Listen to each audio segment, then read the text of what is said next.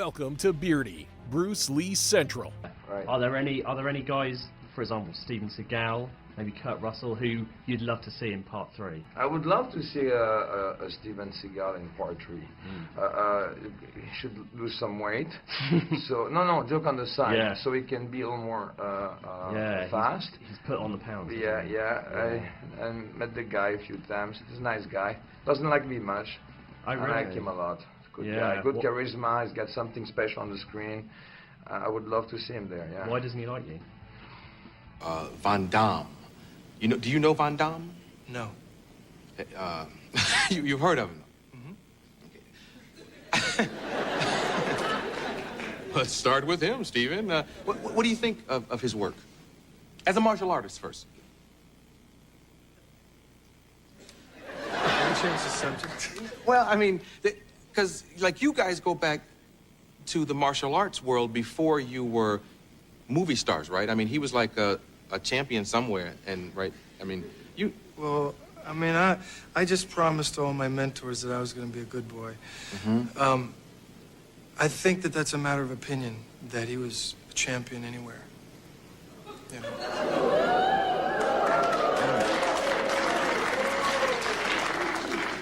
And I mean, I'm not being catty or anything. I wish the guy all the best. But there are an awful lot of people who say that that's not true. Jean-Claude Van Damme is a karate and kickboxing champion from Europe. Van Damme fought at the highest level of karate and kickboxing in the 70s and 80s, before getting into acting. Steven Seagal never competed in any martial art, while Van Damme won several European championships in karate and kickboxing with an almost flawless record, before retiring. Van Damme would defeat Seagal in a real fight with ease.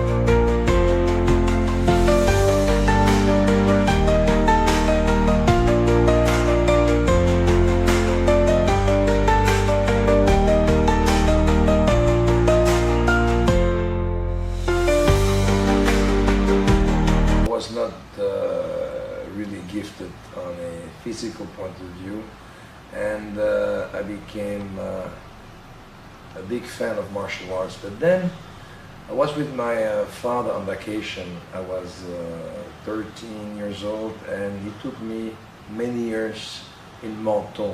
And then a couple of years later, the Jimmy Dean of Asia came in. That's why I call him, because he was bigger than life. And I was in a city called Menton. It's a city just between, it's the last city between France, in the south of France, and Italy. And he took me to a theater, and being with your father, watching a movie about martial art, and I saw that guy on the screen was like a phenomenon, because he was the first Asian figure in the martial art world who was well built physically, who did have amazing presence, and I was just amazed by his movement, by his way of moving, by his way of communicating with the audience. His fresh style of doing those moves was handsome. It was just the perfect weapon for me to go even further. Understand something, after sorts of a goal for me, an achievement to become better and better. So basically he was like kind of my mentor. Of course, my teacher, my friends were there with me. They were like training with me. My teacher was my mentor, but Bruce Lee was somebody who was far away, but close to my heart to become what I became today.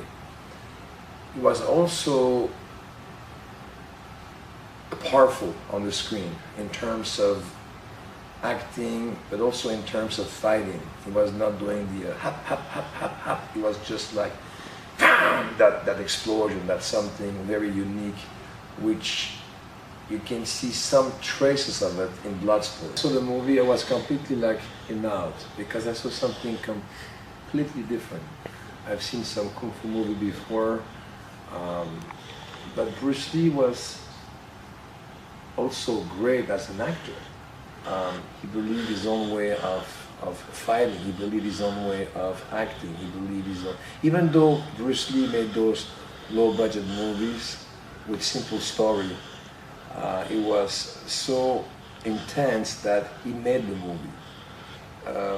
You know, today you need a good script to become successful, but with Bruce Lee, the script was following him. That was his power, and his techniques were avant-garde in terms of combat. You know, he was like advanced, like we see today, those MMA fights. He was doing projection, he was doing keys, he was doing everything. He was really complete. He grew up with me in my heart. I was shocked when he died because something was missing in my heart. I think he really helped me to become what I became today, because 20 years later, the Jean-Claude Van Damme wave came in. And I found my own style, but he truly helped me to become what I am today. And you know, people always make fun about Asian people, they have not enough power, they're not this, they're not that, because I knew Joe Lewis, Bill Wallace, and all those fighters, Dominique Valera. But Bruce Lee was just a mountain of power, a mountain of charisma, a mountain of generosity, and he played in those movies where he always saved the situation. And what was nice about Bruce Lee, he was always kind of a virgin. He was never involved into a love story. He was always very proper and clean to the audience. Because of his physical condition, you know, when you saw the movie, I believe it was Big Boss, when he got, you know, and he showed his back, I said, wow, that's the first time, you know, it was Tarzan, it was Charles Bronson, but he was the first guy to be the Rambo of Asia, because when he took his shirt and he was cut and everything, it was just like, he was just a phenomenon. And I'm proud that I'm able to talk to him in front of you, the audience, and I'm proud to tell you that Bruce Lee will always be the one who grew in my heart, and I'm proud also to tell you that